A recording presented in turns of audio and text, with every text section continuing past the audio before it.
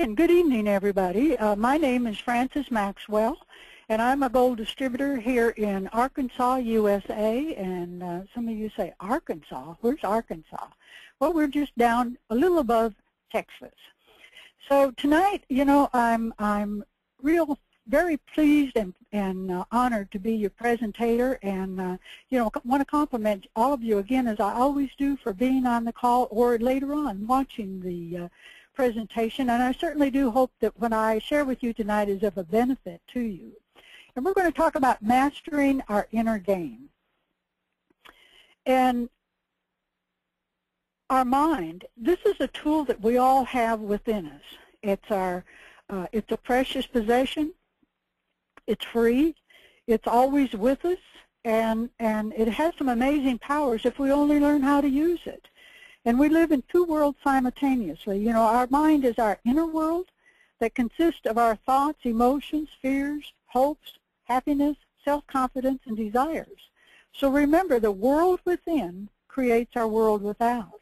And our outer world consists of our current situations and the things that are happening around us. And this is where we live, work, play, and interact with people. And the outer world consists of the things that we have in our lives, and also these are the things frequently that we want to change or desire to change, and sometimes we need to change if we identify it. So the world within creates our outer world. Everything we find in our world has been created by us in our inner mind. And our inner world, our mind, and it's always with you. You don't have to acquire it. You already possess it. Guess what? It's free. And you are the only person in your mind. And we have one mind, but we have two distinct characteristic functions of our mind, the conscious and the subconscious. And we're going to speak about some of the attributes of our conscious mind. You know, I was always shocked when I found that we only use 3 to 5% of our mental life is conscious. You know, we can develop that by different means that I'm going to share with you, and use more of the conscious mind. And the conscious mind uses logic and reasoning powers. It's able to discriminate between right and wrong. And, you know, it's able to analyze thought and external data that it receives, and forms beliefs based on that data.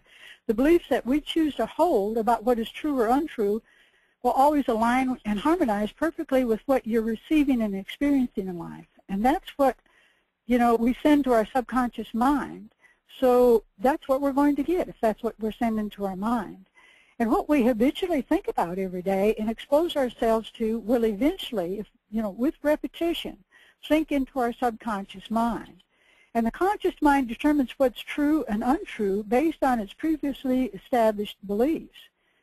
And a thing doesn't have to be true for you to believe it's true. You know, we have a lot of misconceptions in our mind that we live with every day. So it's merely the belief that something is true, and the subconscious mind will go to work then and create that in your life. And through it, you reach your subconscious mind, and it's a gatekeeper to your subconscious mind, because every thought is received by the conscious mind, and it's there that it's subjected to, again, to that logic and reasoning power, and by choice. If the conscious mind is satisfied that this thought is true, it sends it to the subconscious mind, even though it may not be true. And if somebody tries to present you with a belief that doesn't match your belief system, then the conscious mind will filter it or block it out. And you know, this is sort of a safety measure, because, you know, we think so many thoughts during the day that, you know, there's thousands of them per minute that we're barraged with. And if the conscious mind didn't filter them out and protect us, we would go insane. And the subconscious mind, you know, it protects the subconscious mind from the false impressions and beliefs. But the bad side, or the disadvantage of this, is that sometimes it filters out some of the thoughts that would change some of the wrong thoughts that we have, the false thoughts that we have. But we have to learn how to stop that filtering system to let those thoughts in. And the conscious mind controls all of our voluntary muscles. You know, it just sends the muscle a message through the muscles, tendons, and nerves and whatnot to move that area of your body. It also uses your 5 senses to accept or reject information. You know, it will recall how something felt, how it smelled, what it looked like, how it tasted, or how it sounded when you receive this information. Also plans things for you. You know, I think about the Chicago event that I was privileged to go to this past weekend, and I think about when I first heard about it, I thought, gee, that would be interesting to go to. And then, you know, when it was more planning was done, was asked to be one of the speakers, and I think, well, gee, I need a plane ticket. I wonder how long I'm going to stay. Well, you know, am I going to need to buy, you know, right away, things kicked in. You know, you started to thinking about the things that you needed to purchase and things you needed to check on. So, you know, your mind, conscious mind takes care of that for you. And also it shuts down when you sleep. You know, it needs rest. And this is a good point, too, because we're going to see how the subconscious mind can take advantage of that. Now, the subconscious mind has many more attributes than the conscious mind does, and we see that 95 to 97% of our mental life is subconscious. It's our powerhouse, and it's a million times more powerful than the conscious mind or any computer that man has ever created.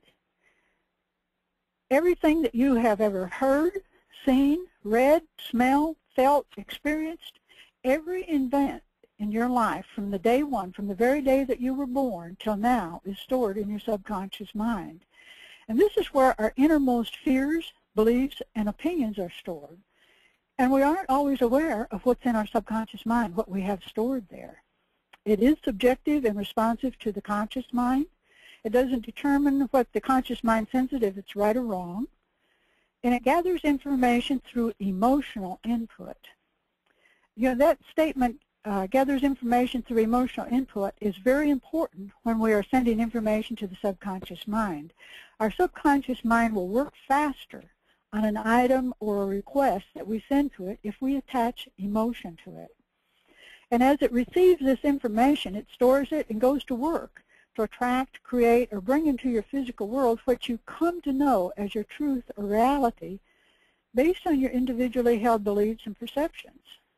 And the subconscious mind makes no determinations, distinctions, or judgments concerning the validity of this data or information that it receives and stores. It's designed as a storage facility to store whatever data it's given, and then it can access it later and use it and accept all this information as facts. And accepts as facts whatever the conscious mind sends it. Again, as we said, it doesn't determine if it's right or wrong. It just says yes to everything. And that's why it is so important to be aware of what we're sending to our subconscious mind. It can and will solve problems with it for us if we know how to direct it. You know, whatever it has accepted as an idea from the conscious mind, it will begin to work on. And sometimes right away, if you've attached emotion to it. And so you need to be aware of those thoughts that you're sending to it. Are they good or are they bad? Are they positive or negative? And what emotion are you giving them? Either way, it's going to execute it. Even if it's bad, it's going to execute it, whatever you're focused on. And it uses every bit of information that it has accumulated in your whole life. And it may, just take it hours to do it, days, weeks, or even longer to solve your problem. And it's in charge of and supports all your vital functions of your body. We've mentioned this before, that you don't have to give thought to, Francis, I need to take a breath, or is my heart beating? Your digestive system, your circulatory system, it just takes care of all of that for you. It also stores all of our memories and our belief system. We also have limiting beliefs that are stored in our subconscious mind, and you wonder, where did they come from? When we were babies, we were already perceiving things as you've been acquiring beliefs about everything since you were born. Your parents, teachers, family, friends, all of those people have taught you their beliefs, and you just accepted them. You just downloaded them into your subconscious mind and accepted them as a young child up till about the 6 years of age. And as you continue, you are exposed to beliefs of your, other people you're surrounded with, your employers, your coworkers, people you associate with, and you never question. You just accept those beliefs. And beliefs are thoughts you have had over and over again until they become beliefs, and you just accept them. And your whole life, you're operating with these beliefs that you acquired when you were a child without reevaluating them to see if they're serving you today or if they're limiting you. And the seat of our emotions. Your emotions are controlled by your subconscious mind, and that's why, and I never could understand this until I did some study on other subconscious mind, that every once in a while you can have an event happen and you get really emotional. It could be a song, it could be a picture, or it could meet some people, and immediately you get this reaction, and you surprise yourself, and it's due to the emotion that we have stored that may be related to this event. You may have stored in your subconscious mind an event that's very similar to what you're experiencing now, and your subconscious mind doesn't have a designation in time. Everything to it is now, and the event that it's bringing back to you is current. It's like it's just happening to you then, and it's not, like it was 4, 5, or 10 years ago. It was in the now. So your subconscious mind is more receptive at the time of sleep and when first awakening. So this is a power that we need to tap into by sending the subconscious mind the things that we desire at the time we're going to bed, just as we're going to sleep, and also when we first awaken. And this is a time to send it your goals of what you desire in your life to be like, what you want to attain in your business, who you desire to be, and you'll be amazed at the result. And it may take numerous times, so do it on a continuous basis. And also be very important, it's very important to do this with emotion, as we've mentioned already. The more emotion a thought has, the more it is able to move things. Weak thoughts have little emotion. Strong thoughts have lots of emotion. Also, it never sleeps or rests. It works 24 hours a day. And so it performs at its highest function when the conscious mind is not functioning, when the conscious mind is asleep. So again, this is why it's important to give it your desires at the time that you're going to sleep or awakening. And also, it works during the day when your conscious mind is awake. It's constantly working in the background and creating and bringing you the things that you have desired and sent to it. It perceives by intuition, insight, gut feeling. Have you ever had an incident where you made a decision and you didn't really, really figure out why, but you just had this gut feeling? You just had this feeling that you were right, and you were right, and that's from your subconscious mind. And it sees without the use of physical eyes. It has a power to communicate with others without the aid of ordinary physical means. It is the source of your ideas by collecting ideas from others by thought waves, and it receives intelligence and transmits to people at a distance. I have had this happen to me many times, of thinking about a person, and in a short time that person calls. This happens frequently with Joe and I, and I would be sitting there thinking, I need to call Joe. And then I'd get distracted. In probably 10, 15 minutes, Joe would call me. And he said he just had a strong urge to call me. So, you have to remember that your thoughts are alive. They are energy. They vibrate. So they're able to travel to other places and to people. You're sending out thoughts, and they're out there in the universe, and you're also receiving thoughts and ideas from other people that have their thoughts out in the universe. Your subconscious mind is absorbing some of those things and taking them in. So just check out the law of vibration and attraction. And there's ways that you can take advantage of this power. And that's being aware. Being aware of our thoughts and our beliefs. And I'd like to share with you some of the beliefs that I had that I was able to identify and to change them. And the first one was my opinion. And I was able to identify this by meditation and visualization. And I had always known that I had a problem in expressing my opinion. And this was up until I was about in my 60s, that I always had this uncomfortable feeling that I couldn't just come forth with my opinion when I was in a discussion with other people. Now, when they pressured me, I could express that opinion. And when I got in my 60s, I decided I wanted to see if I could find out why. So I did some meditation and visualization, was able to visualize myself as a small child, about 4 or 5 years old, and my father was out in the yard talking to another adult, and I wanted to say something in their conversation. So I tugged on my father's pant leg, and he said, "Shush, this is adult talk." And my 4 to 5-year-old mind perceived that to mean that adults did not want to hear my opinion. And I lived with that belief for over 60 years. And once I identified it, I was able to say, well, that's not what he meant. And I was able to diffuse it right away, and then was able to readily share my opinion. And I always like to say, too, that sometimes in some situations, people would rather I didn't express my opinion. And another incident was my perception of my money person.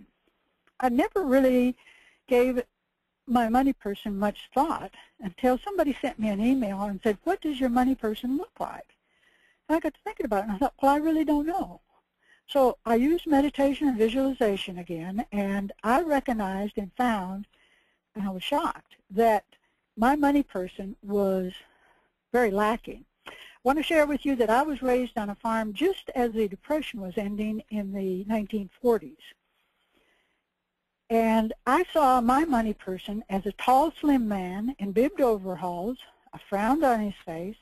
His hands were in a fist and in his pocket. And when I asked for money, he would say, "No, no, no, no, be very careful how you spend your money. There are some things you can't have because they cost too much, and just spend your money on the things that you need." And again, once I recognized that, I was able to change that to a young man with a big smile on his face. He was in a tuxedo. He had money flying everywhere, falling out of his pockets, in his hand.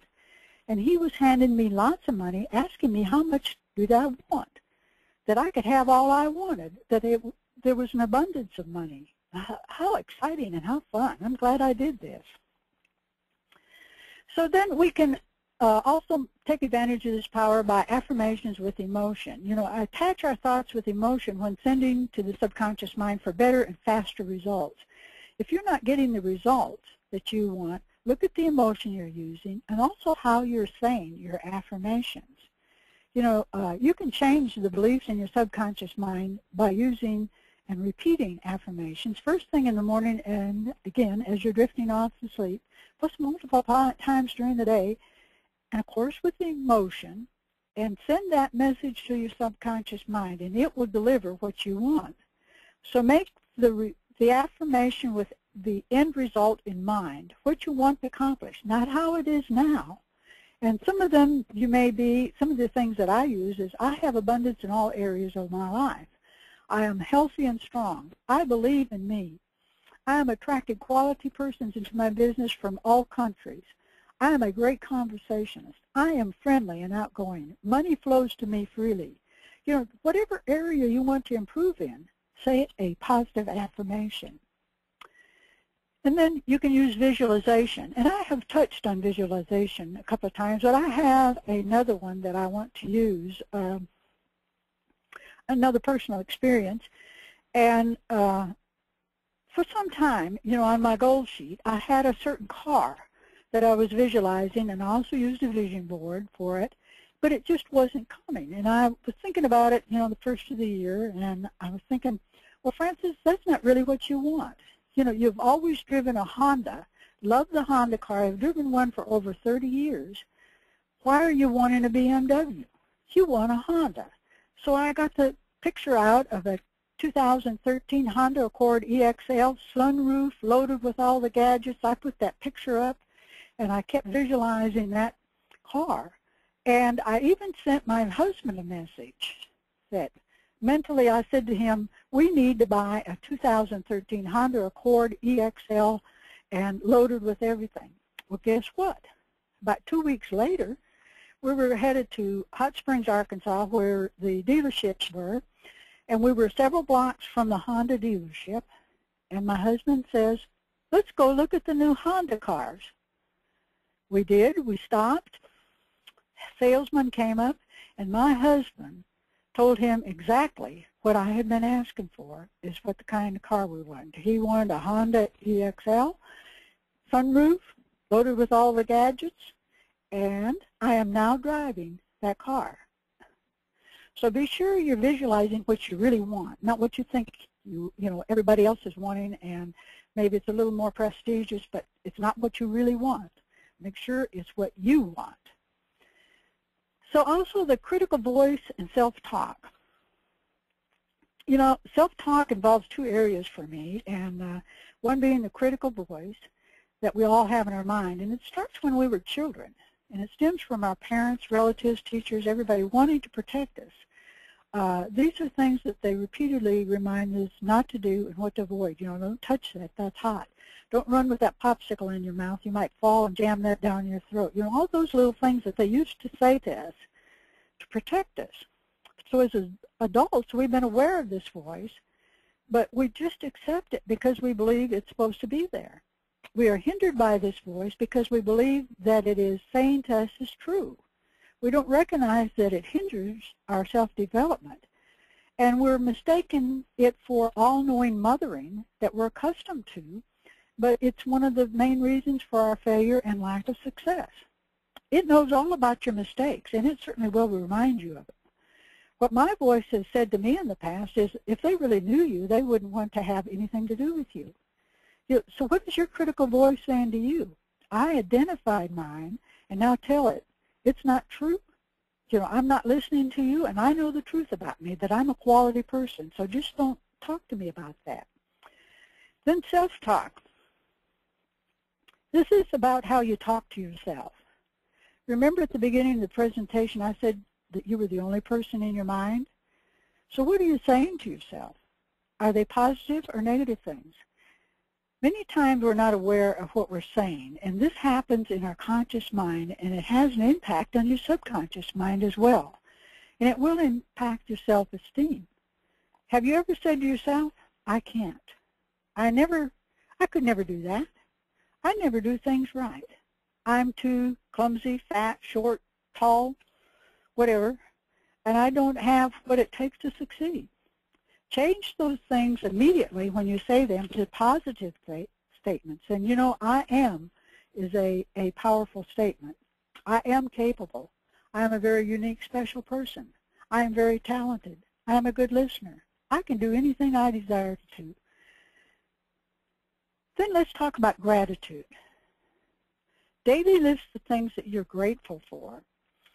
There's a universal law that says to receive more, you must be grateful for what you already have.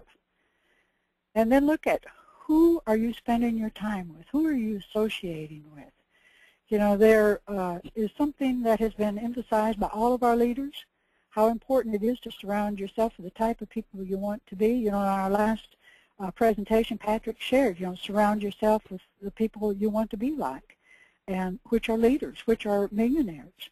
And limit the time you spend with the naysayers and the negative people. I know we all have some relatives and some friends that are in that category, and you still, have to associate with them, but you can limit the amount of time that you're with them. Then attend all the events. Call other distributors. Join a mastermind group. Get with people that are like-minded and with the same mindset as we have. So who are you reading and listening to? What are you reading? Are you reading books by persons who have a history of success? Have they built an organization? Are they successful network marketers, or are they just people that are talking but not doing the walk? Are you reading and listening to the Bob Proctors, Anthony Robbins, Randy Gage, Dan Cattles, Joe Garcia, Jeff Orchards, Andreas Papakakis, Patrick Tulloch, Jamie Messina, Donna Young, Francis Maxwell, Stephen Orchard? Who are you talking and associating with? Who are you listening to? And how you see yourself is reflected outwardly to others, and this will also affect your physical and mental health. Remember, you have choices, and you can make changes in your subconscious mind that will lead to success financially and in your personal, mental, and physical health, just becoming a better person in all areas. So remember, use these tools to unleash that power that you have within you, that powerful subconscious mind, and become unstoppable. So once again, I want to thank everybody for your attention, and I'm going to say goodnight and bye-bye.